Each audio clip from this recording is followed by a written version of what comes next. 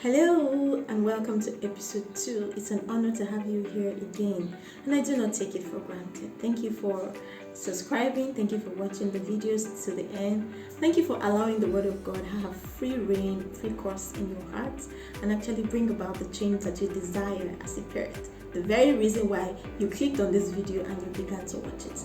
I do not take it for granted. Thank you. Thank you so much. So we'll just dive right into the text for today. The first place we'll be reading will be 2 Timothy chapter 1 verse 5. I always like to start by reading the Bible because the truth is there's really nothing that we want to do that we cannot trace back to the Word of God. So Apostle Paul was saying to Timothy in verse 5, "When I call to remembrance the genuine faith that is in you, which dwelt first in your grandmother Lois and your mother Eunice, and I am persuaded is in you also." I'm persuaded is in you also, right? So Apostle Paul was essentially saying, look, I got no fear. I know your mom, I know your grandma, I know where you're coming from. I am persuaded that you are of the same stock and I will not be disappointed. Does Proverbs 22 verse 6 not say, train up a child in the way he should go, and when he is old he will not depart from it? I have spent some time to unravel what this means. It's in previous videos. You can go look at it. I think it's under understanding our mandate as parents, our calling as parents. There's a video like that. Just do yourself a word of it and watch it. It will really help you. So it's upon this verse, this 2 Timothy chapter 1 verse 5, and also Proverbs 22 verse 6, that I have this understanding that the very first mentor that our child will need will be in fact us. Yes. It's our responsibility. God expects us to be their mentor. Last week, we looked at what social intelligence means, and we tried to understand how it's going to influence their lives, how it's going to help them reach to their highest capacity and live their best lives while they're on earth. And specifically, we noted 4 major areas. So bear this in mind as we go on to the other episodes in this series. Number 1, ability to be self-aware. Know themselves, understand what ticks them off, understand what exactly it is that makes them feel and behave the way they do. Self-awareness is knowing you, knowing yourself, knowing what you want, knowing what your limitations are, knowing what you need to learn, and being truthful to yourself. And then we looked at understanding and empathizing with others, which is the essential ingredient to reaching out and actually living that social intelligence or expressing those social skills that we're trying to instill, right? And then we looked at the ability to solve difficult problems, whatever those problems may be.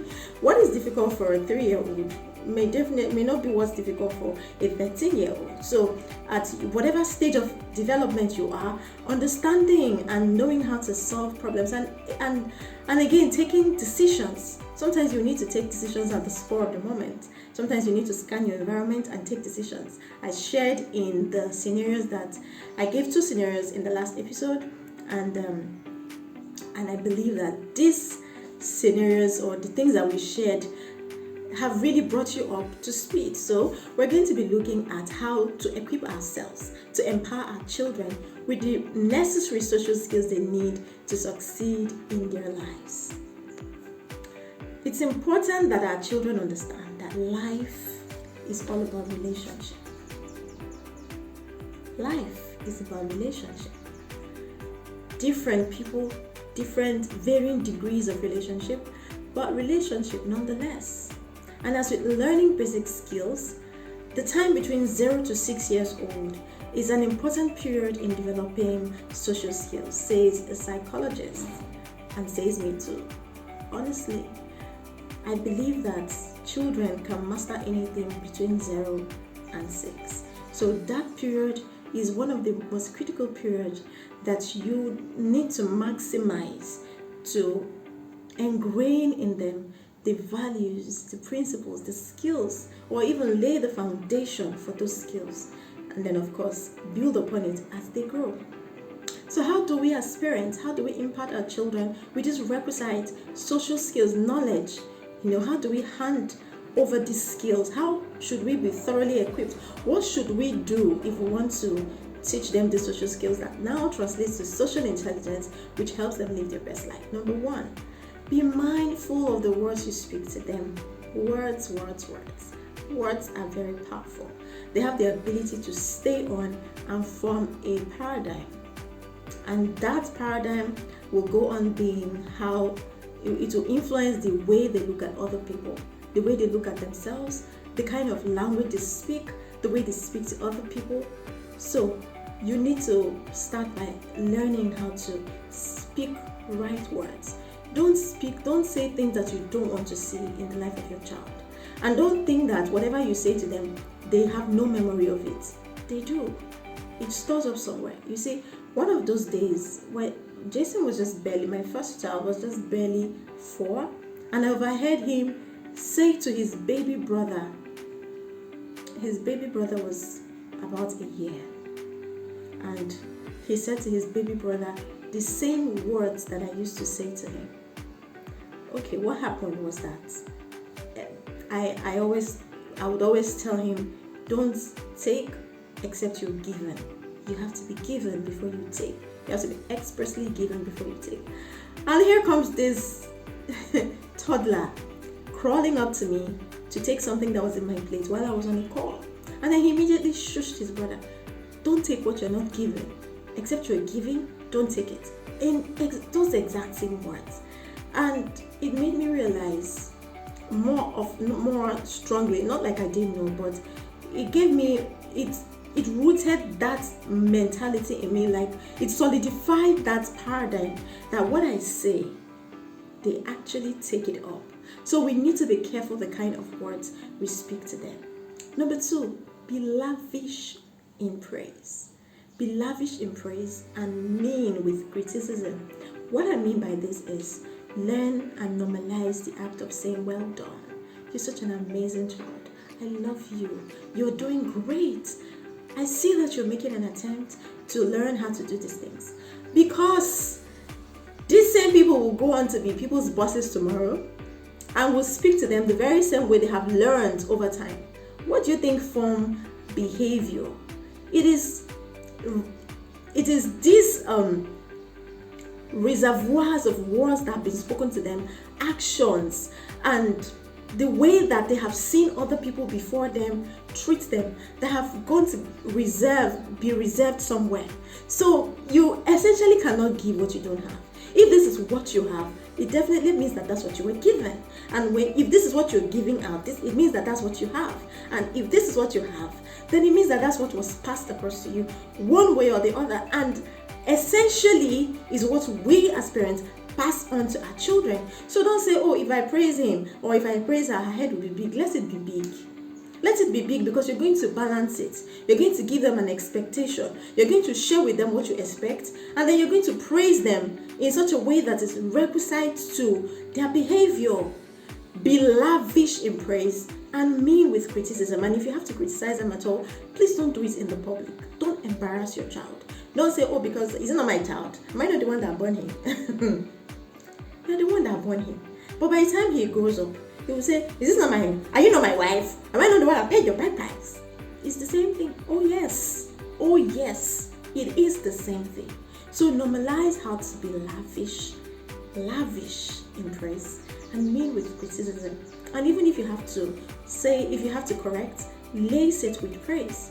Correct what they have done right, or look for something right to correct. If you correct people starting from, oh, well done, thank you for taking the initiative to do the dishes, I'm super proud of you. I just have a few, I just want to make, a few suggestions. Well, I want to tell you that next time when you want to wash, ensure that there is enough soap, and then wash the bag thoroughly. Look out for oil. Ensure that there is no more oil. And I know you can do it because you're so amazing. And I know that you are. Do you get the drift? Start with praise. Say whatever you want to say nicely and end with praise. The reason is because that's exactly how that's the vibe they're going to give off to other people. That is the boss that will call his subordinate into his office. His subordinate who has been making mistakes lately with email, and say, I see your dedication. Each time I come to work, you are always the first. And it gives me so much joy to know that you are there. I just noticed that some of your emails have errors, and those errors are becoming very, very frequent. Is this something that we need to help you with? Are you going through a phase? Would you need our help? Would you need my help? I'm here to help you. Because I know that you're an amazing staff. Tell me, if you were that staff, how would you feel? But it's a skill that is learned. Social intelligence is a learnable skill. And it is you that should mentor your child first before they go out there and see the things. You are the one to raise a complete, correct, and consecrated child, right? So you need to model the same to them. Number 3, learn to show empathy by naming the emotion that they feel and addressing that emotion. For example, if your son falls down, your 6-year-old son or 7-year-old son, you see, I am intentionally increasing the age because I know what you'll say. Why are you crying? Are you not a big boy? Why are you crying like a girl? What are you trying to say to him? That boys are not allowed to express how they feel? Absolutely not. Every human being is entitled to their emotions and they need to express it. So instead of saying that, say, oh, I'm so sorry. Wow, so sorry. Does it hurt? Yes, show me where it hurts. Maybe they'll point to their knee. I'm so sorry. What happened? Oh, I slipped over this water. I didn't see it. You didn't see it. Oh, sorry about this. Next time though, I want you to ensure that you pay attention to where you're going. But I'm sorry, it's alright. And then you give them a bony hug. Do you see that? The reaction? My friend, will you stop shouting, making noise? Big boy like you are crying like a girl. And they keep quiet. But it never really goes away. It is somewhere. These are the kids that grow up to be teenagers and take their own lives because they have bottled up so much emotions. And I'm really sorry to say this because it gives me so much heartache. They've bottled up so much emotion, and because they cannot find a release, they figure that the best way is to take their lives. It's sad. It's really sad. And for other people, it could be that they don't expect people to, they expect every other person to bottle it up, to suck it up. You know, and these people go on to become spouses and wives and husbands. And their communication game becomes poor. And then you will now hear things like, please, hide my identity. We don't want to raise boys and girls that will ask people to hide their identity. Do we? I don't. Number 4, be vulnerable and own up to your own mistakes. Let me tell you what this will do. This will let them know that people make mistakes. It's all right sometimes to make mistakes, but that's not where it should end. It should end at learning the lesson and making the necessary adjustments. For real, absolutely. Learn to own up to your mistakes. Many times I've been corrected by my children, and I said, oh, sorry, I didn't quite understand it that way. As simple as teaching me my basic grammar, teach me English. Do you want me to now say, who are you? Who are you? Do you know how old I am? Do you know how long I am? I remember one day, I told my children, we talked about the kind of languages that children of God and people, the child of a king should never use. The Bible says, let no corrupt communication proceed out of your mouth. And if the Bible says that, then he's addressing us as kings and queens. So we shouldn't speak to people or call people names. I remember one day I was driving and someone just cut into me in front of me like that, and I just marched on the brake. And I said, silly man. My son said, Mommy, why are you saying silly? Is it good? I would have said, shut up, keep quiet, my friend. I was like, oh wow, I'm sorry. I'm really sorry, guys, everyone that heard me. I'm sorry. Zip. Lord, please have mercy on me. I had to address it because people's emotions, being vulnerable to your children will show them that mistakes happen. It's not really about the mistake. It's about what you do after you notice that you made a mistake. Okay? Number 6. Okay, we're at number 5. Number 5. Don't also criticize them when they misbehave. Attack the behavior and not the personality. Don't say you are a very stupid boy because he was carrying something and he fell. You're very stupid. Are you a baby? You're very stupid. What you're trying to do, you're destroying that child's self-image. And later in life, he or she will associate correction with personal attack. And that's where you have adults who do not know how to communicate.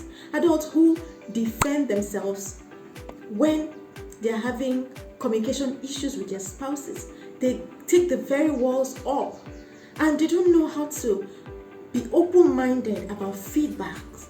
Why? Because somebody somewhere had told them to associate shaming or to associate attacking them with correction. Do you see? So there is no way you should do that to your child. Don't do that to your child. If there is a behavior, please correct the behavior. Teach. Because I don't see why you should correct a behavior that you should expect better from a child than you have taught them. Teach them. Let that be a teaching moment. Oh, you fell down. Sorry about that. The best way or the proper way to carry a tray is this way. So when you're going, carry it with your two hands. Ensure that your palm is clasping the underneath of the tray so that it is sitting firmly in your hand. And if you carry it up and you feel that the weight is too much, put it down right back on the table and reduce the things that are there. It's okay to carry it more than once. Do you see the difference? I addressed the situation and allowed the child to use that moment as a learning moment. So let's be like this. Don't criticize the child. Don't attack the child. Deal with the behavior. Deal with the misdemeanor. Don't associate an identity onto a behavior. It may backfire on you. Alright? I'll just run quickly. As a parent, understand that the expressions of emotions have an underlying cause. There's always a reason for an emotion when expressed. For example, when a child is crying, don't say, shut up, keep quiet, I'm making noise. Find out why the child is crying. There's always a cause, especially for children. There's always a cause, even for adults. Except maybe you're pregnant. And even if you're pregnant and you start to cry, then let's blame it on the hormone. Do you see what I'm saying? There's always a reason for an emotional outburst. Calm the person down and find out what it is. 2017, December 26th, we're taking a family photo shoot. I was pregnant and the last thing I needed was the repeated cry of my second child. He cried and cried and cried, and each time we were to pose, he'd be crying. And we all assumed that it was because he was camera shy. Immediately during the photo shoot, he slept off. When he woke up, he continued crying. I'm like, there's no more photo shoot now. The photo shoot has ended. Why are you now crying? And then it occurred to me that the guy has not eaten. The last time he ate was about 3 hours before the photo shoot, and he had slept for about 30 to 45 minutes. I gave him food, he ate, and he began to run around. Hunger. Hunger. So before you shout at them and put them down, find out what the reason is. Examine that reason. Because it makes them realize that they're actually important. How they feel matter to you very much. How I feel, how your child feels should matter to you, and not just in theory. They should know that how they feel actually matter to you. Number 7, discipline with care. Knowing that the way you correct behavior will tell how they will relate with other people. Kids need boundaries, no doubt, but let them know what it is, what's allowed, what's not allowed, and when anybody crosses it, you discipline with care. Be intentional about teaching. If I cross a boundary that I didn't know was there. So if you discipline me when I don't know what the boundaries are, then I'll be confused. I don't know why mommy is scolding me. I don't know why daddy is shouting at me. I don't know why she keeps saying I'm disappointed in you. Have you taught me what to do? Did I understand when you taught me? Were you using words that you felt I should understand? and I do not understand. Find out, discipline with care.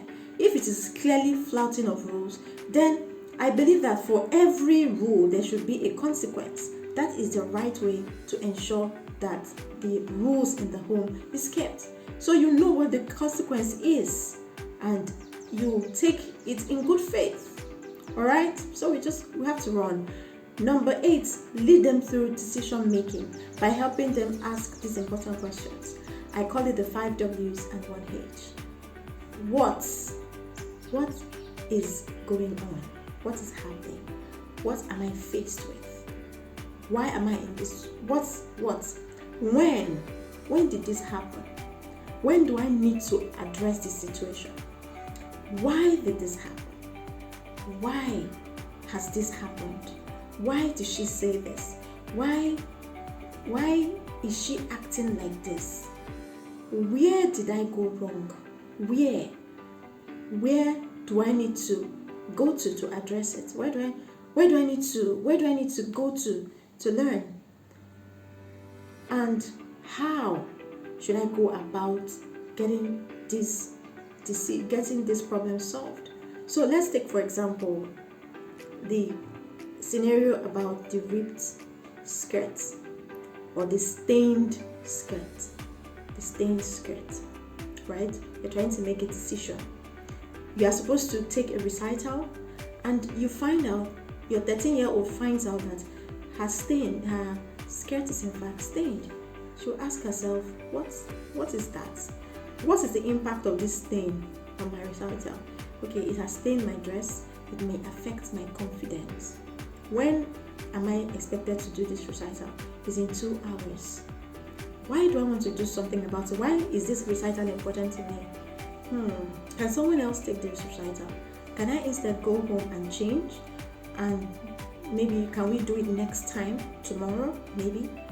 Where is my home? And what's the distance between my house and the school? Or how can I fix this without necessarily disappointing my teacher? Peradventure, I'm the only one that can take the recital. And the answer will eventually be found in those questions. Lead them through, especially for your growing children and your teenagers. Number 9, focus on the process and not just on the end result. The process is more important than the end results. People say the end justifies the means. I don't buy that. I don't buy that because it means that you can do anything as long as you're succeeding. That's not the kingdom lifestyle. The process is as important as the result. In fact, many times it is the process that will lead you to the right result. So reward process, reward effort, reward when someone is trying to, change. When your child is trying to make an adjustment, reward it. Let them know that you see them and you appreciate what they do. Right? Reward process. And number 10, and the final point before we call it a day today, be approachable. Focus on building a relationship, a connection, because they will need that connection to trust you and trust that the things you're saying is for their own good. When your child comes to you to tell you something that you consider, be sure that they can read your countenance and they will not come back to you again if they feel that you can't handle it. So focus on, wow, thank you so much for bringing this to my notice. Okay, this is what happened. Wow. Okay, so let's sit down and find out the way forward. Definitely, if they need to be scolded, you scold them.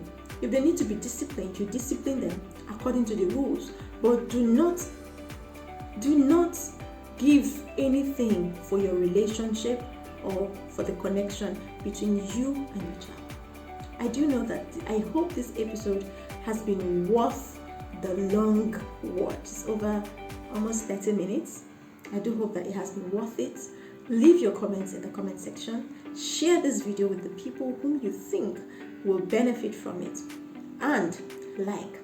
To find out ways you can support us, write us on mommaboysdiary@gmail.com. Thank you so much for watching and have an amazing week. Bye for now.